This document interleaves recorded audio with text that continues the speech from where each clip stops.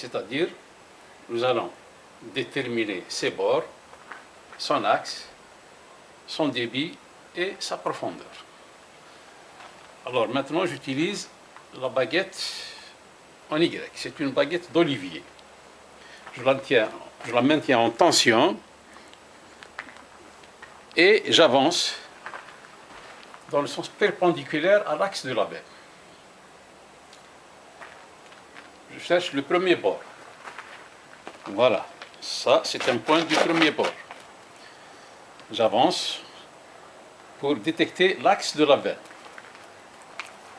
Voici l'axe de la veine. Je continue pour détecter le second bord, c'est-à-dire la deuxième rive.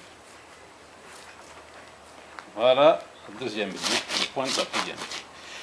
Ça, c'est au niveau d'une section, bien sûr. Je peux essayer de faire ça dans un deuxième point. Comme tout à l'heure, je détecte la première rive. Voilà la première rive. J'avance pour détecter l'axe de la veine. Voilà, le point de l'axe.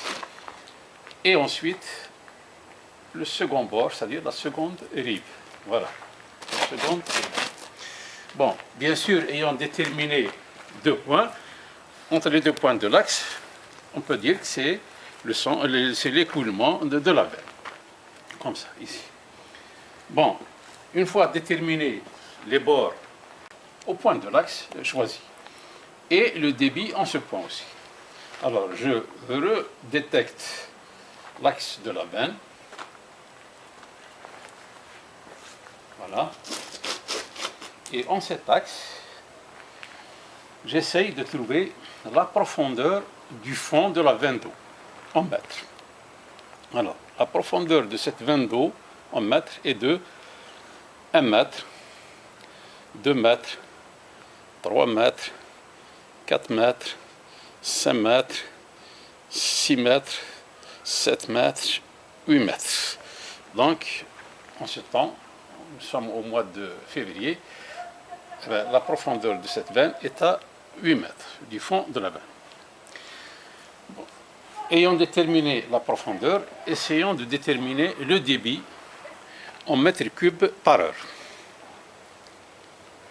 Alors, le débit de cette veine d'eau en mètres cubes par heure est de 0,5 mètres cubes par heure, 1 mètre cube par heure, 1,5, 2 mètres cubes par heure, 2,5, 3 mètres cubes par heure. En ce moment, le débit de cette veine est approximativement de 3 mètres cubes par heure. Voilà. On peut évidemment refaire la même expérience avec ce qu'on appelle les baguettes parallèles. Ce sont des baguettes en cuivre que j'ai réalisées moi-même, fabriquées moi-même. Alors,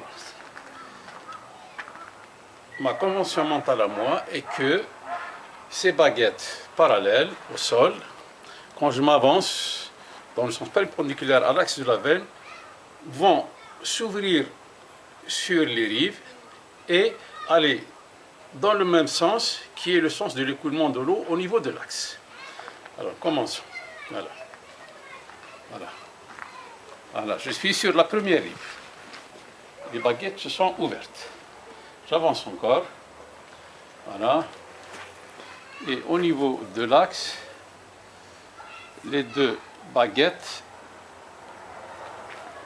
se sont tournées dans le même sens, qui est celui de l'écoulement de la veine d'eau. Je continue encore. J'arrive à la seconde rive et les baguettes se réouvrent une deuxième fois. Voilà.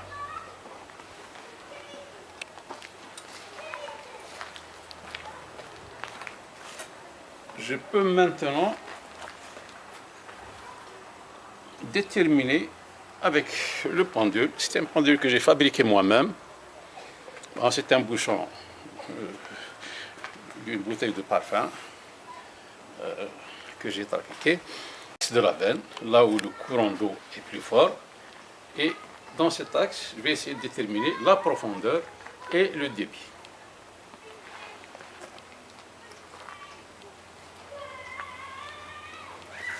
Voilà, là je suis au niveau de l'axe. Le pendule tourne assez vite. Voilà. Je vais maintenant essayer de trouver la profondeur en mètres du fond de la veine d'eau. 1 mètre, 2 mètres, 3 mètres, 4 mètres, 5 mètres, 6 mètres, 7 mètres, 8 mètres. Voilà, comme tout à l'heure, la profondeur est de 8 mètres. Donc, je vais le lancer un petit peu et je vais essayer de trouver maintenant le débit en mètres cubes par heure de cette veine d'eau sous mes pieds. Quand le pendule s'arrête, j'ai le bon débit. Alors, quand le pendule se met à tourner, j'ai le bon débit. Alors, 1 mètre cube par heure, 2 mètres cubes par heure, 3 mètres cubes par heure. Voilà. C'est terminé. Ça veut dire que le débit est de 3 mètres cubes par heure approximativement.